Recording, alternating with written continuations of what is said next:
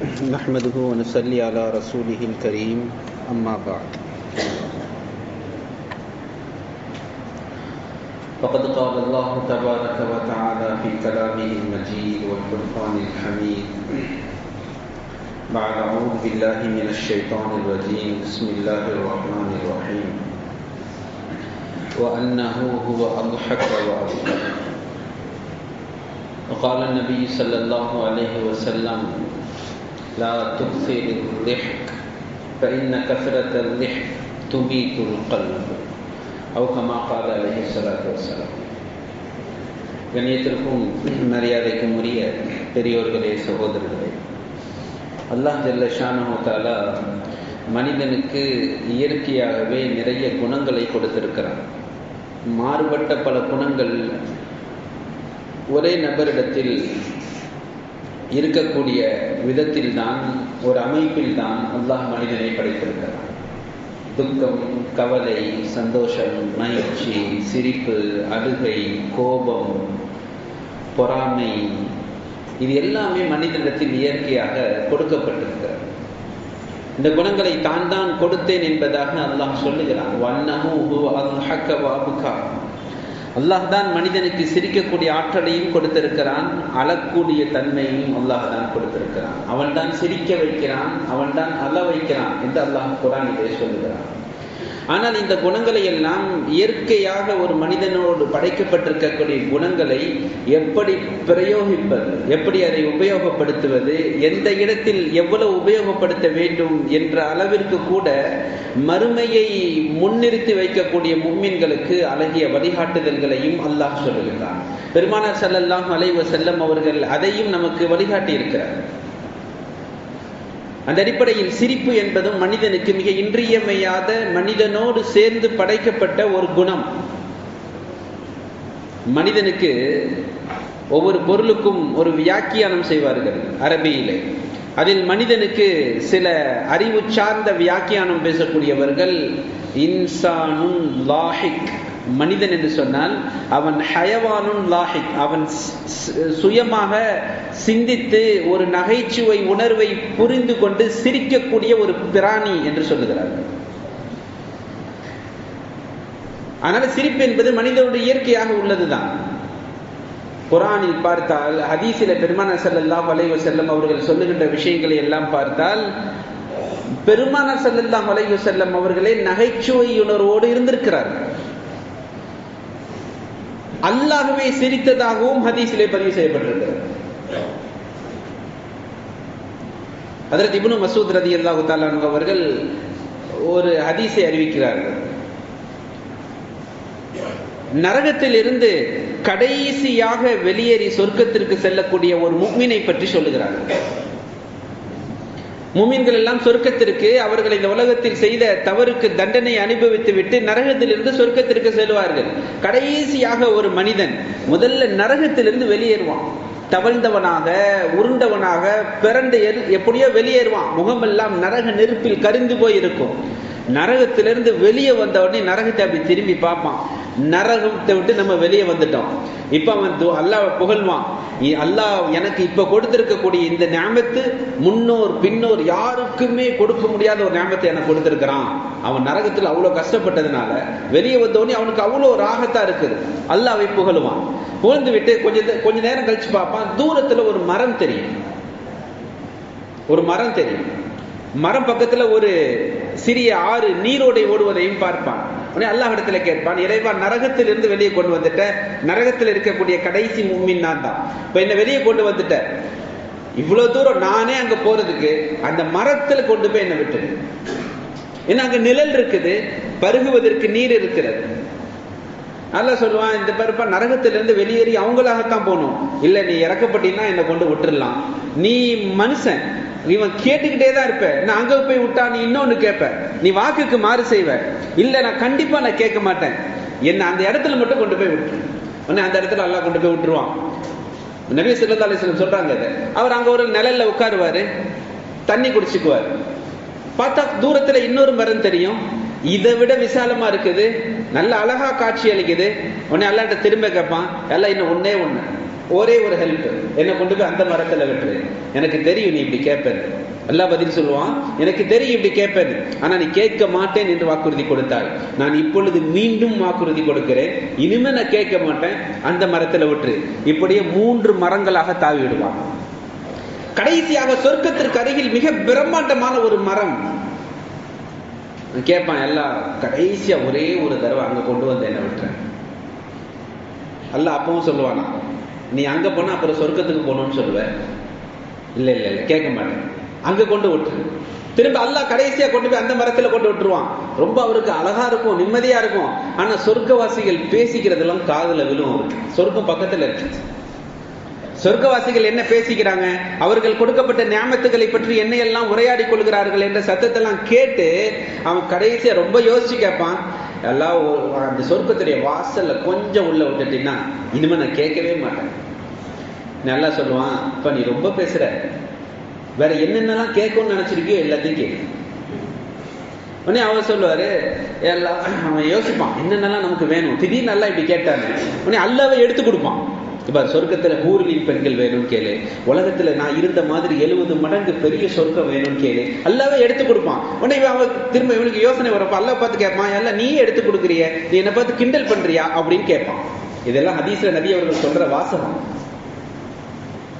இல்லப்பா நீ உலகத்துல இப்படித்தானே இருந்த, பேராசை கொண்டவனாகத்தானே இருந்த, இப்ப என்ன வேணுமோ நீ கேளு அப்படின்னு சொன்ன உடனே அவன் திரும்ப கேட்பான். சரி போன்னு சொல்லி அல்லாஹ் சொர்க்கத்துக்குள்ள கொண்டு விடுவான்.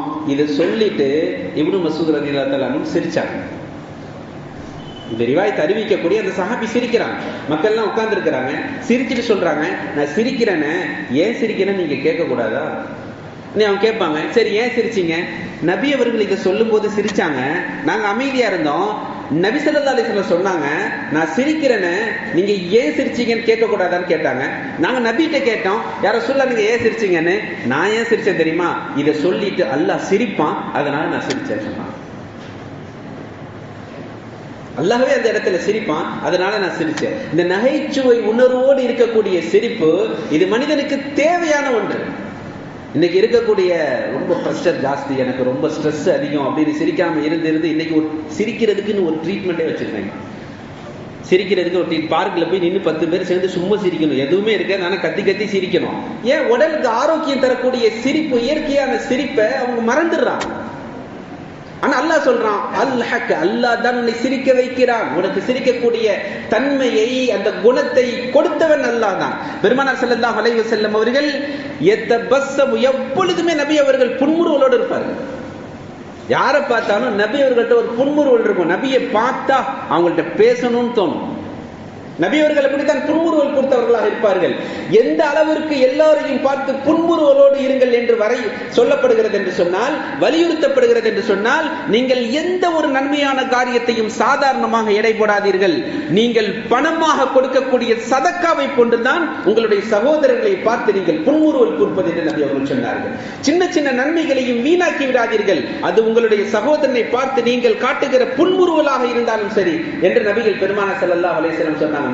நம்ம முகத்தை கொஞ்சம் நல்லா வைக்கணும், புன்முறுவல் பூத்த மாதிரி வைக்கணும்.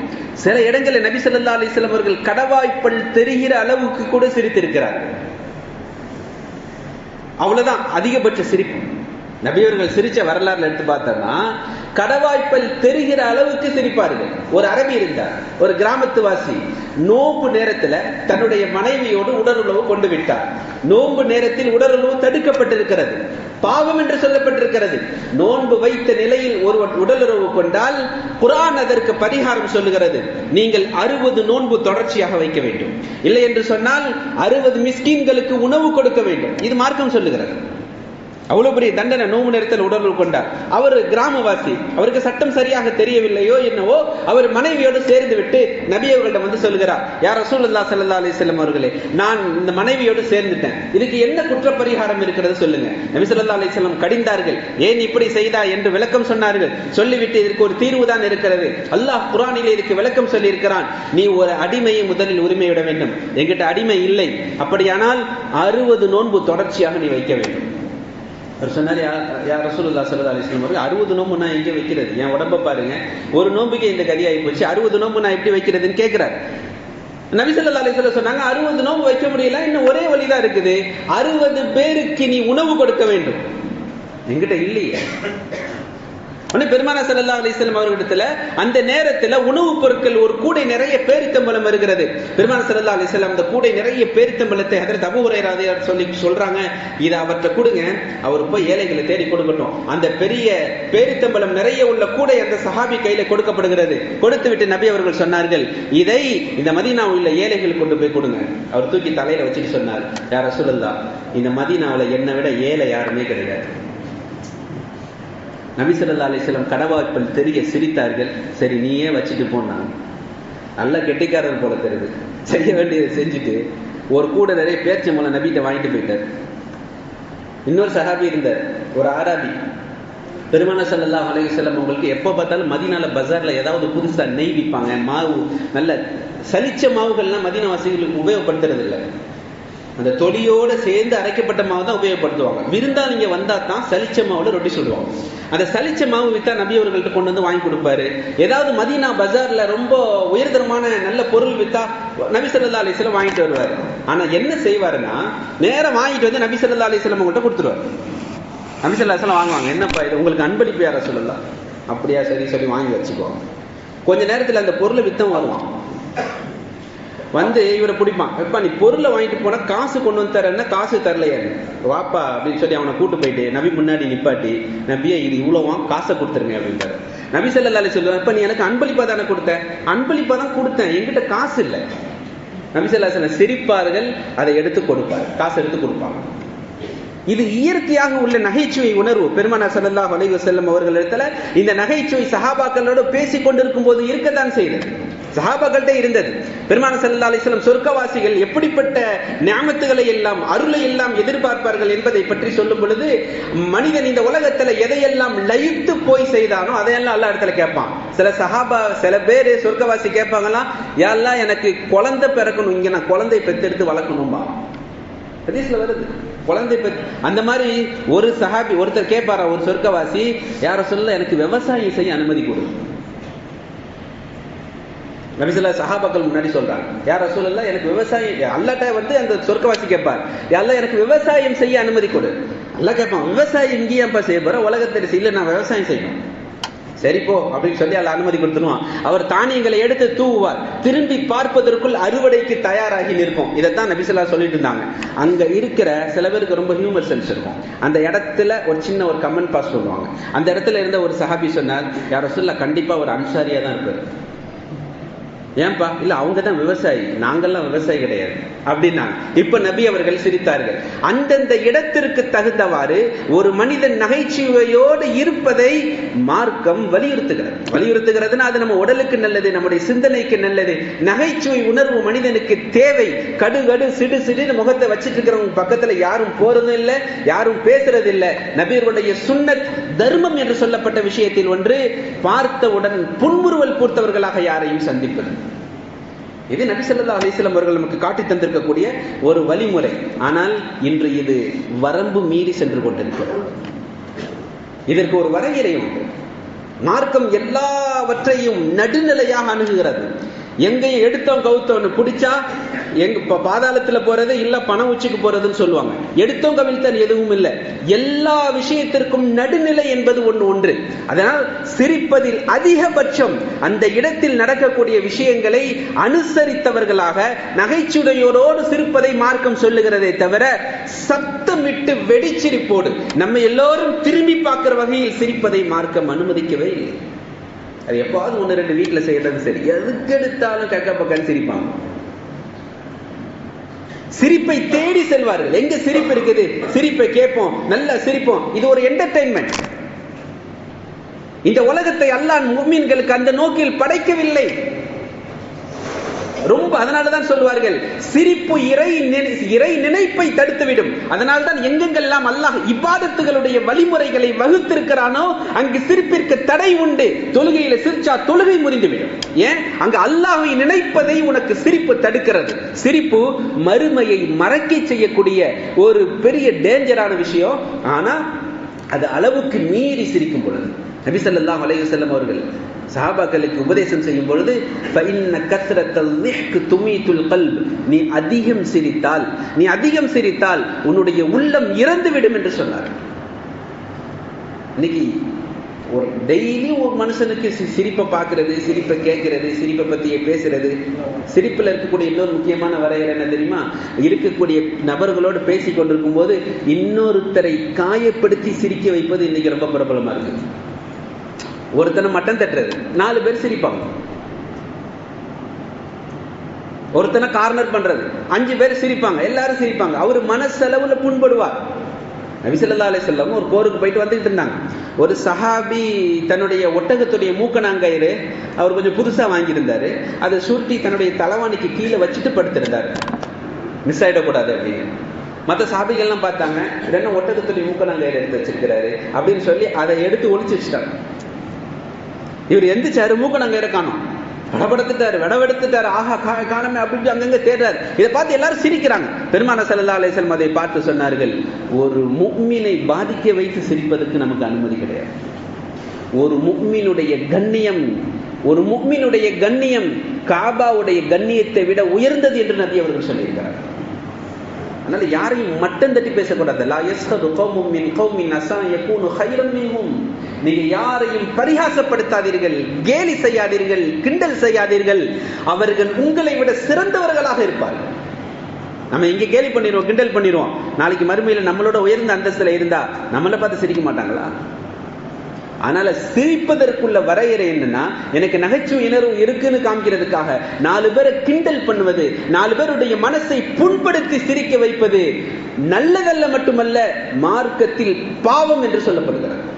மற்றவருடைய மனசை உடைச்சி நம்ம பாவத்தையும் சம்பாதிக்கணும், அப்படி என்ன சிரிக்க வைக்கணும்? சிரிப்புங்கிறது நகைச்சுவை உணர்வோடு கூடியதுதான் சிரிப்பு.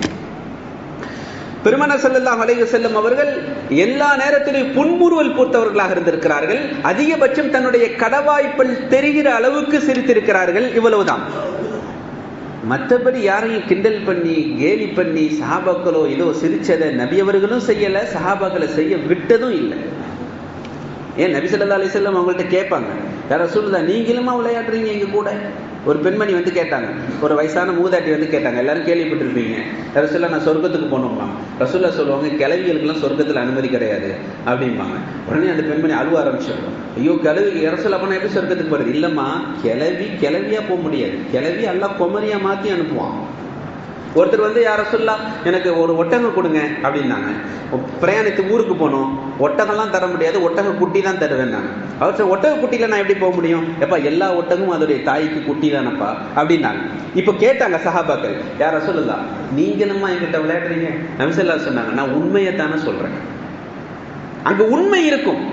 இன்னும் மக்களை வெறும் சிரிக்க வைப்பதற்காகவே பொய் சொன்னால் அதற்கு நபி ஸல்லல்லாஹு அலைஹி வஸல்லம் அவர்கள் கடும் எச்சரிக்கையும் சாபத்தையும் கொடுத்திருக்கிறார்கள். மக்களை சிரிக்க வைக்க வேண்டும் என்றே பொய்யாக ஒரு விஷயத்தை புனைந்து இருப்பதற்கு மாற்றமாக ஒரு பொய்யை யார் வேண்டும் என்றே சொல்கிறானோ, வைலுன் வைலுன் வைலுன் லஹு, அவனுக்கு நாசம் உண்டாகட்டும், அவனுக்கு நாசம் உண்டாகட்டும், அவனுக்கு நாசம் உண்டாகட்டும் என்று 3 தடவை சொல்லி இருக்கிறார்கள். இன்னைக்கு மக்களை சிரிக்க வைக்கிறது, நம்ம அதுல போய் ஈடுபடுவது, இதெல்லாம் ரொம்ப வரையறையை தாண்டி போனா பிரச்சனை என்னன்னா, மறுமையுடைய சிந்தனை, அல்லாஹ்வுடைய நினைப்பு, இறைவனுடைய பயம் உள்ளத்திலிருந்து குறைந்து விடும் என்ற அச்சம் உண்டு. 4 பேரை மனசை கஷ்டப்பட்டு சிரிக்க வைக்கிறதுலையோ இல்ல எதுக்கெடுத்தாலும் ரொம்ப பெரிய அளவுல சிரிக்கிறதுலையோ நபி ஸல்லல்லாஹு அலைஹி வஸல்லம் இன்னைக்கு ரொம்ப கக்கமுக்கன்னு ரொம்ப சத்தமா சிரிக்கிறாங்க இல்லையா, ரொம்ப ஓவரா சிரிப்புக்கே முக்கியத்துவம் கொடுக்குறாங்க இல்லையா, அது முஃமினுடைய நிலைப்பாடு அல்ல. சிரிப்பு இறைவன் கொடுத்திருக்கக்கூடிய ஒரு அருட்கொடை. அது தேவையான நேரத்துல, அந்த தேவையான நேரத்தில் நகைச்சுவையோடு சிரிக்கணும், மனைவி மக்களோடு சிரிக்கணும், பிள்ளைகளோட சிரிக்கணும். சஹாபாக்கள் அதை செய்தார்கள், நபி அவர்கள் செய்திருக்கிறார்கள். ஆயிஷா ரலியல்லாஹு தஆலா அன்ஹா, சௌதா ரலியல்லாஹு தஆலா அன்ஹா பாயாசத்தை ஒருத்தர் மேல ஒருத்தர் அடிச்சு கொண்டதை பார்த்து சிரித்திருக்கிறார்கள். இது எல்லாம் விளையாட்டாக நடந்து கொள்ளக்கூடிய மனித இயல்புக்கு தேவையான ஒன்று. மறுமையை மறக்கடிக்கிற அளவுக்கு உலக பொழுதுபோக்குகளை ஈடுபட்டு அதிகமான சிரிப்பு விஷயங்களிலேயே நம்மை லயித்துக் கொண்டு ஈடுபடுத்திக் கொண்டிருப்பது முஃமின்களுக்கு சிறந்ததல்ல என்ற கருத்தை மார்க்கம் மிக கடுமையாக வலியுறுத்துகிறது. ஏன்னா மறுமையை முன்னோக்கி வச்சிருக்கோம். அப்ப ஹசிபத்தும் அன்னமா ஹலக்னாக்கும் அபஸா, நீங்க மறுமையுடைய சிந்தனையோட இருங்க. உங்களை வீணா படைக்கல, என்டர்டைன்மெண்ட் பொழுதுபோக்கு அதிலேயே நேரத்தை கழிப்பதற்கு படைக்கல. வாழ்க்கையில அது தேவை, ஆனா அதுவே வாழ்க்கை இல்லை என்பதை ஒரு முஃமின் முடிவு செய்தால், அதனால்தான் அல்லாஹ் சொல்றான், முனாஃபிக்குகள் ஈமானுடைய உண்மை நிலையை அறிந்து கொண்டால், முஃமின்கள் மறுமையை பற்றி அறிந்து கொண்டால், ஃபல்யல்ஹகு கஸீரா ஃபல்யல்ஹகு கலீலன் வல்யப்கு கஸீரா, கொஞ்சமா சிரிப்பாங்க, சிரிக்கவே மாட்டாங்க சொல்ல, கொஞ்சமா சிரிப்பாங்க, ரொம்ப அழுவாங்கன்னு சொன்னாங்க. எல்லாம் குர்ஆன்ல சொல்றோம். ஆனா நம்முடைய குணநலன்களுக்கு என்று ஒரு கட்டுக்கோப்பு இருக்கிறது, மார்க்கம் சொல்லி காட்டுகின்ற ஒரு வரையறை இருக்கிறது. அது மீறி செல்லும் பொழுது ஹதீஸிலே உள்ளங்கள் மரணித்து விடுவதாக சொல்லப்படுகிறது, முகத்தில் இருக்கக்கூடிய ஒளி நீங்கி விடுவதாக சொல்லப்படுகிறது. அந்த மாதிரி இடம் பொருள் ஏவல்னு சொல்லுவாங்க. இடம் பொருளை பார்த்து தான் சிரிப்புலாம் இருக்கணும். இந்த மையத்து வீட்டில் உட்காந்து கதை அடிச்சுக்கிட்டு இருப்பாங்க, நிறைய பேர் சிரிச்சுக்கிட்டு இருப்பாங்க, பேசிக்கிட்டு இருப்பாங்க. ஹதரத் இப்னு மஸ்ஊத் ரலியல்லாஹு அன்ஹு ஒரு மையத்து வீட்டுக்கு போனாங்க. அத மாதிரி யாராவது கவலையில் இருந்தாங்க, ரொம்ப துக்கத்தில் இருக்கிறாங்க, ஏதாவது நகைச்சுவை உணர்வோடு அவர்களிடத்தில் ஏதாவது பேசி அந்த துக்கத்தை குறைக்க முயற்சி பண்றது, அது மார்க்கத்தில் சொல்லப்பட்டிருக்கிறது. ஆனா நீங்க மையத்து வீட்டில் உட்காந்து ஒருத்தர் சத்தம் போட்டு சிரிச்சுக்கிட்டு இருந்தார். இப்னு மஸ்ஊத் ரலியல்லாஹு அன்ஹு சொன்னாங்க, என்னப்பா ஒரு முஃமின் கஷ்டத்துல துயரத்துல துக்கத்துல இருக்கிறான், நீ சிரிச்சுக்கிட்டு இருக்கிற, உன் கூட நான் பேசவே மாட்டேன் அப்படின்னு சொல்லிட்டாங்க இப்னு மஸ்ஊத் ரலியல்லாஹு அன்ஹு. இன்னைக்கு பார்த்தா அப்படிதான் நடக்குது. அவர் துக்கத்துல பங்கு கொள்றணும்னு நம்ம போறோம், கபிரிஸ்தான்ல ஒரு பக்கம் அவர் அடக்கிட்டு இருக்கிறாங்க, 4 பேர் அழுதுகிட்டு இருக்கிறாங்க. கபிரிஸ்தானுக்குள்ளேயே கபரு மறுமையை நினைவூட்டக்கூடிய இடம் அதிகமாக ஜியாரத் செய்ய போங்கன்னு ஹதீஸ்ல வந்திருக்கிறது. ஆனா அங்க போய் மறுமை ஞாபகம் இல்லை, கபிரிஸ்தானுக்குள்ளேயே நின்றுகிட்டு ஊர் கதை உலக கதை பலாயெல்லாம் பேசிட்டு இருக்கோம். நிறைய பார்க்கிறோம். அங்க மறுமை சிந்தனை வருவதற்காகத்தான் அங்க அல்லாஹ் போக சொல்றாங்க, நபி ஸல்லல்லாஹு அலைஹி வஸல்லம் போக சொல்றாங்க, கபறுகளை தியாரத் செய்யுங்க, மறுமை சிந்தனை அதிகப்படுத்துங்க. ஒரு முஃமின் தன்னுடைய அசல் மக்சதை பெற்றுக் கொள்வதற்கு, அசல் நோக்கத்தை அடைந்து கொள்வதற்கு தேவையான விஷயங்கள் மார்க்கத்தில் எவ்வளவு தூரம் வரையறுக்கப்பட்டிருக்கிறதோ அதை சரியான முறையில் நாம் பின்பற்றி நடந்தால் நம்முடைய குணாதாசியங்கள் அதிகமாகும். எப்பொழுதுமே புன்முறுவல் பொறுத்தவர்களாக இருந்தால் நமக்கு நட்புகள் அதிகமாகும். நம்மை மீது பிரியப்படக்கூடிய, நம்மை அதிகமாக அணுகக்கூடிய, நம் மீது அக்கறை காட்டக்கூடியவர்கள் அதிகமாக உலகத்தில் இருப்பார்கள். அதை மார்க்கம் வலியுறுத்துகிறது. புன்முறுவலோடு இருங்கள், அது சதக்கா என்று சொல்லுகிறது. ஆனால் மறுமை சிந்தனையை மறக்கடிக்கக்கூடிய சிரிப்புகள் பொழுதுபோக்குகளில் அதிகம் கவனம் செலுத்தாதீர்கள் என்பதையும் மார்க்கம் வலியுறுத்துகிறது. இன்ஷா அல்லாஹ் கொஞ்ச நாள்ல நமக்கு ரமலான் முன்னோக்கி வர இருக்கிறது. இன்ஷா அல்லாஹ் இன்னைக்கு பெற 29, அடுத்து இன்னைக்கு இரவு பெற பார்ப்பாங்க, இல்லை நாளைக்கு பெற பார்த்தா ரஜப் 1 ஆரம்பிச்சிடும். பெருமானார் ஸல்லல்லாஹு அலைஹி வஸல்லம் அவர்கள் ரஜப் 1 ரமலானுக்கான ஆயத்தம் செய்வார்கள். ஒரு விருந்தாளி வர்ணன்னு முன்னாடியே சொல்லிட்டாருன்னா, அந்த விருந்தாளி எப்படிப்பட்ட விருந்தாளி நம்ம மனசுல எவ்வளவு முக்கியத்துவம் கொடுத்துருக்கோமோ அவ்வளவு ஏற்பாடு முன்னாடியே செய்வோம். ஒரு கல்யாணம் வைக்கிறோம், 1 வருஷம் முன்னாடி முடிவு பண்றோம், 1 வருஷமா கடந்து மாடா ஆடா உழைக்கிறாங்க. எதுக்கு உழைக்கிறாங்கன்னு தெரியல, அவ்வளவு உழைப்பு கஷ்டப்பட்டு ஒரு கல்யாணத்தை நடத்துறாங்க. ஏன்னா அது அவங்களுக்கு முக்கியமா தெரியுது. ரமலான் முக்கியமாக தெரிந்தால் ரமலானுக்கான ஆயத்தம், ரமலானை எப்படி கழிக்கிறது அப்படிங்கிற நம்மளுடைய சிந்தனை ரஜபுலிருந்தே வர வேண்டும் என்பதற்காகத்தான் நபி அவர்கள் துஆவே செஞ்சாங்க. ரஜப் பிறந்த உடனே அல்லாஹும்ம பாரிக் லனா ஃபீ ரஜப வ ஷஅபான், ரஜப்ல பரக்கத் செய், ஷஅபான்ல பரக்கத் செய், ரமலானை வரைக்கும் என்னை எத்தி வச்சிரு அப்படின்னு அல்லாஹ் நபி ஸல்லல்லாஹு அலைஹி வஸல்லம் அல்லாஹ் இடத்துல துஆ செய்திருக்கிறார்கள். அது ரமலானுடைய தேட்டம் எதிர்பார்க்கும். நபி அவர்கள் எந்த சபையில இருந்தாலும், அது எப்படிப்பட்ட சிரிப்பு சபையாக இருந்தாலும் மறுமையின் பக்கம் சிந்தனையை திருப்பி கொண்டே இருப்பாங்க. ஆகிரத்தின் பக்கம் மனிதனுடைய சிந்தனையை திருப்பிக் கொண்டே இருப்பார்கள். அதனால ரஜப் வந்துருச்சுன்னா நம்முடைய சிந்தனை முழுக்க முழுக்க ரமலானை எப்படி எதிர்கொள்வது, அல்லாஹ்விடத்தில் துஆவும் செய்யணும். அல்லாஹ் எத்தனையோ பேர் போன வருஷம் இருந்தவங்க இப்ப இல்ல, எனக்கு இந்த வாய்ப்பை கொடுத்திருக்கிற, எனக்கு இந்த ரமலானை அடையக்கூடிய வாய்ப்பை கொடு, ரமலானில் உனக்கு பொருத்தமான இபாதத்துகள் செய்யக்கூடிய வாய்ப்பை கொடுங்கிற தேட்டமும் துஆவும் இருந்தால், நம்முடைய தேட்டம் எவ்வளவு தூரம் அதிகமா இருக்கிறதோ ரமலான் வந்த பிறகு அதிலே நம்மளுக்கு அமல் செய்வதில் அவ்வளவு இன்பம் இருக்கும், அவ்வளவு அலாதி இருக்கும். அந்த மறுமை சிந்தனையோடு இந்த உலகத்தை நாம் எவ்வளவு தூரம் அணுகுகிறோமோ அல்லாஹ் ஜல்ல ஷானஹு வ தஆலா அவனுடைய பொருத்தத்தையும் அவனுடைய மக்ஃபிரத்தையும் நம் மீது தொடர்ந்து கொடுத்து கொண்டே இருப்பான். அல்லாஹ் ஜல்ல ஷானஹு வ தஆலா அமல் செய்வதற்கான வாய்ப்பினை நம் அனைவருக்கும் தந்தருள் புரிவானாக. வாஹிரு தஅவானா அல்ஹம்துலில்லாஹி ரப்பில் ஆலமீன். அஸ்ஸலாமு அலைக்கும் வரஹ்மத்துல்லாஹி வபரகாத்துஹு.